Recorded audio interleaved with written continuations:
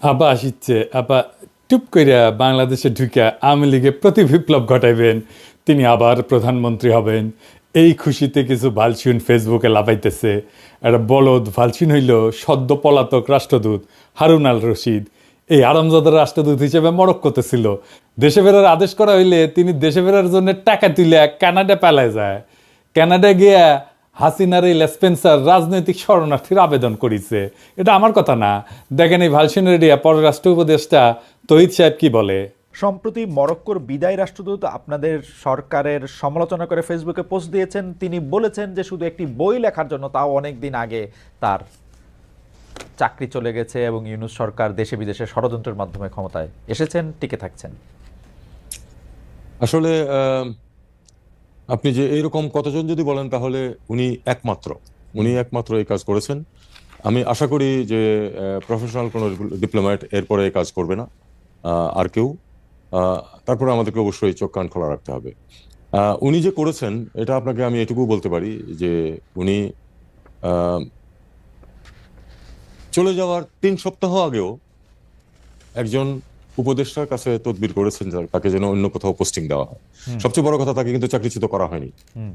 তাকে চাকরিচ্যুত করার পরে যে উনি এটা করেছেন তা না, অথবা যে উনি যে রিজাইন করেছেন তাও না।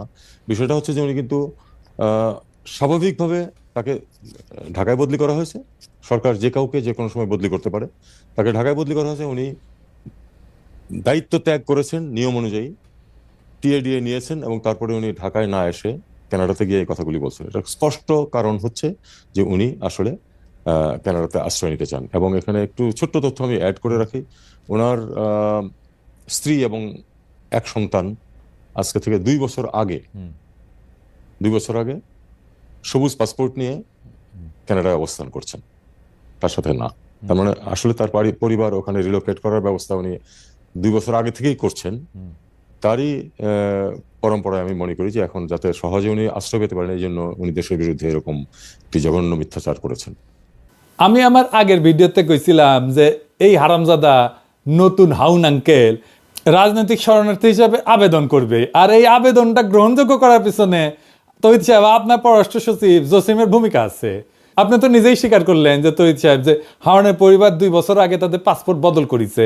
যদি আপনার মন্ত্রণালয় জানে যে হারুনের পরিবার কূটনৈতিক পাসপোর্ট বদলে সাধারণ পাসপোর্ট নিছে, তাহলে আপনার মন্ত্রণালয় এটাও জানতো যে হারুন পলাবে। ধরে নিলাম আপনারা জানতেন না, তাইলে আপনারা নিশ্চয়ই এটা জানতেন যে একজন কূটনৈতিক পলানোর পর তার পাসপোর্ট বাতিল করা হইলে তার রাজনৈতিক শরণার্থী হিসেবে গ্রহণযোগ্য হওয়ার সর্বোচ্চ সুযোগ তৈরি হয়। আর এই সুযোগ তাকে তৈরি করে দিছে আপনার পররাষ্ট্র সচিব হারামজাদা জসিম। দেখেন তহিদ সাহেব, আপনার পলানো রাষ্ট্রদূত ইউনূস স্যারকে অবৈধ কইছে।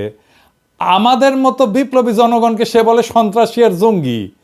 আর এই হারামজাদা হারুনকে কানাডায় থাকার বৈধতা নিশ্চিত করিচ্ছে এই হারামজাদা জসিমেক তো কিছু কই নিয়ে আজকে এডিটর সাহেব ও জাউরা সিল মেরে দেন, আরো মারেন, আরো একটা মারেন।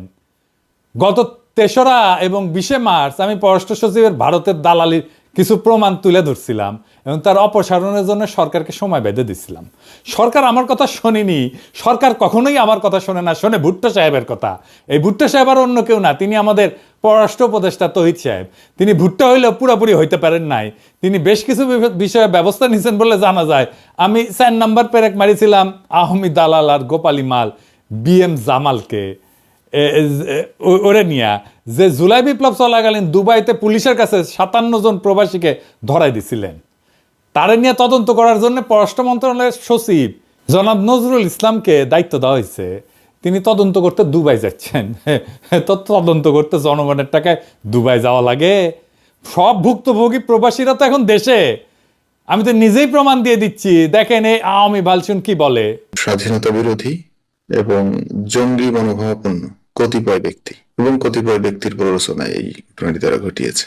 এটা তো নিজের মুখের কথা। তারপর দেখেন প্রবাসীদের অভিযোগ, যেটা তার প্রবাসী কল্যাণ উপদেষ্টা আসিফ নজরুলকে জানাইছিল গত ডিসেম্বরের শেষে। এই যে শুনেন। আপনারা আমার কথা শুনেন। আমি বুঝতে পেরেছি আপনাদের ক্ষোভের কারণ আছে। আমার কথাটা শুনেন না ভাই। আপনারা আগামীকাল 3টার সময় আমার সাথে আপনারা 7 জনের প্রতিনিধি আসবেন। আগামীকাল 3টার সময়, আগামীকাল 3টার সময় মন্ত্রণালয় মিটিং হবে, 7 জন আসবেন। ঠিক করে নেন কার কার বিরুদ্ধে কি অভিযোগ আছে, আমি নিজে আপনাদের কথা শুনবো, ঠিক আছে? তারপর প্রবাসী কল্যাণ মন্ত্রণালয় থেকে চিঠি দেওয়া হয়েছিল, এই যে এটা এত কিছু প্রমাণ থাকার পরেও যদি আবার দুবাইতে অফিসার পাঠানো লাগে তাহলে তো আর কিছু বলার থাকে না। মানে টাকা কি খোলাম কুচি, মানে বাংলাদেশের জনগণের ট্যাক্সের টাকা কি খোলাম কুচি? দুবাই যাবে, দুবাই যে বেড়ে আসবে। হ্যাঁ, আমরা অপেক্ষায় থাকলাম যে তদন্ত কমিটি কি প্রতিবেদন দেয়। আর একদিন লাগলো কেন জসিম সাহেব? একদিন ঘাপটি মেরে বসেছিলেন জামালকে বাঁচানোর জন্য। বলছিলাম না আপনি জামালকে আপনার মধ্যে হামদায় রাখছিলেন, আপনার স্বৈরাচারী নারীর ভিতর থেকে সব দালাল বাইর করে নিয়ে আসবো, কথা দিছিলাম।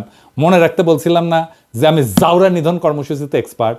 আজকে আরো জসিমা তোর জাউরামি ধর্ম।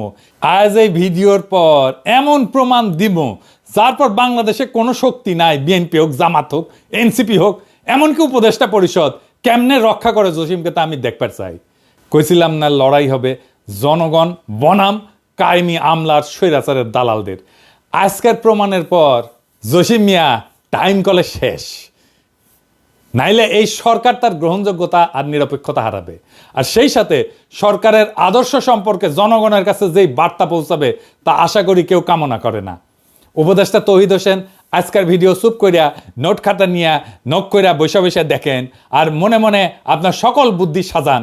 জসিমের পাশায় লাথি মেয়েরা খেদাবেন নাকি জনতার সামনে এসে দাঁড়াবেন, দেখি কতটা মরদ হয়েছেন আপনারা। চলেন আল্লাহর নামে শুরু করি। আমি গত 2 ভিডিও মোট 5টা পেরেক মারিছিলাম, তাই না? হ্যাঁ, তো প্রথম 2টা পেরেক আমি প্রমাণ করেছিলাম যে জসিম নিজে একটা আওয়ামী দালাল। এখানে আমি দেখাইছিলাম যে সে কিভাবে 5ই আগস্টের আগে 2রা আগস্ট ওই যে শরণার্থীর বডিগার্ড জয় বাংলা হওয়ার দুঃখে ফেসবুক প্রোফাইল কালো করে ফেলেছিল। আমি আরো দেখেছিলাম কিভাবে জসিম পররাষ্ট্র সচিবের দায়িত্বে আসার পর আওয়ামী প্রেসিডিয়াম কমিটির সদস্য মাজেদা রফিকুন্নেসাকে বঞ্চিত কর্মকর্তা হিসেবে পদোন্নতির সুপারিশ করেছিল। তারপর আমি প্রথম এবং দ্বিতীয় ভিডিওতে দেখেছিলাম কিভাবে এই রাষ্ট্রদ্রোহী পররাষ্ট্র সচিব আওয়ামী লেসপেন্সারদেরকে রক্ষা করতেছে, কিভাবে দূতাবাসগুলোকে আওয়ামী পুনর্বাসন কেন্দ্র বানাইতেছে। এর মধ্যে বারবার যেই নামটা উঠে আসতেছে তাও হইল জসিমের প্রথম মহাপরিচালক প্রশাসন নাজমুল হক। আমি নাজমুল রে নিজের আর তার পরিবারের ইতিহাস তুলে ধরেছিলাম, আর এই পাক্কা আওয়ামী দালালের চাকরিচ্যুতির দাবি করেছিলাম। আর কি বলেছিলাম তা পুরো বিষয়টা বুঝতে হইলে আমার এই 2টা ভিডিও দেখে আসতে পারেন। আমি আরো কইছিলাম হাসিনার দালালি কইরা জনগণের টাকায় বেতন নেওয়ার কোনো অধিকার নাই মাথা ব্যথা জসিমের, কিন্তু জনতা আর জসিমের মাঝখানে দাঁড়ায় আছে পররাষ্ট্র উপদেষ্টা তৌহিদ হোসেন সাহেব নিজেই। চলেন দেখি কেন, দেখেন শুনেন। একটি প্রশ্ন দর্শকরা অনেকবার করছেন, সেজন্য প্রশ্নটা করা। সেটা হচ্ছে যে পররাষ্ট্র সচিব, আপনার পররাষ্ট্র সচিব যিনি আছেন, বলা হচ্ছে যে তিনি আওয়ামী লীগের লোক বা অন্য কোনোভাবে, এই ব্যাপারটা আপনি আসলে শুনেছেন কিনা, দেখেছেন কিনা? পররাষ্ট্র সচিবের নিয়োগের ক্ষেত্রে আপনার কোনো পছন্দ ছিল কিনা, আছে কিনা? দেখুন, পররাষ্ট্র সচিবের নিয়োগে পররাষ্ট্র উপদেষ্টার কোনো পছন্দ থাকবে না, এটা তো হতে পারে না। এটা খুবই স্বাভাবিক।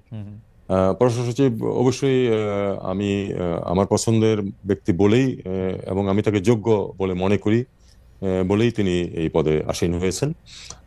আর একটা কথা আমি আপনাকে বলি, যে কেউ যে কোনো অবস্থানে ঢুকলেই, এখন তো যেহেতু সোশ্যাল মিডিয়া খুব অ্যাক্টিভ, মুহূর্তের মধ্যে তার বিরুদ্ধে বিভিন্ন ধরনের বিষোদ্গার চলতে থাকে, কিছু সত্য কিছু মিথ্যা, কিছু এর মাঝামাঝি। তো আমাদেরকে এটা এভাবেই দেখতে হবে। হয়তো অন্য কাউকে পররাষ্ট্র সচিব হিসাবে দেখতে কারো ইচ্ছা ছিল, তিনি হয়তো সন্তুষ্ট হননি, তিনি এটা বলতেই পারেন।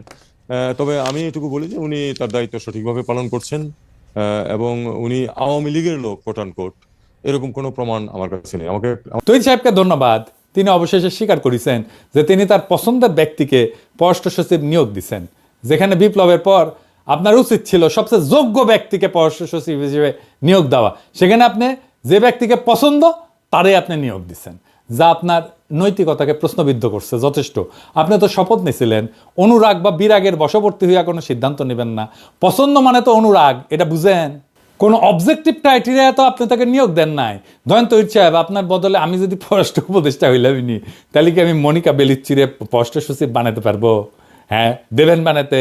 আমার তো পছন্দ তারে, দেবেন বানাতে।